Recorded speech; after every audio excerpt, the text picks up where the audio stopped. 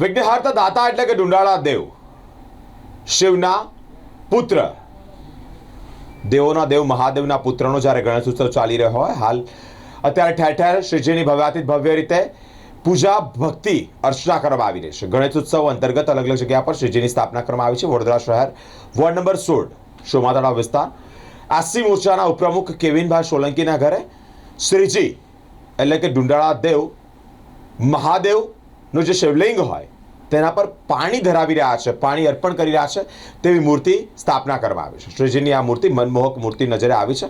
અનેક ગણેશ ભક્તો અહીંયા દર્શન કરવા માટે આવી પહોંચતા હોય છે. કેવિનભાઈના ઘરે શ્રીજી મહાદેવના શિવલિંગ ઉપર જ્યારે પાણી અર્પણ જળ અર્પણ કરતા હોય તે મૂર્તિ મંત્રમુગ્ધ કરી દે તેવી મૂર્તિ છે.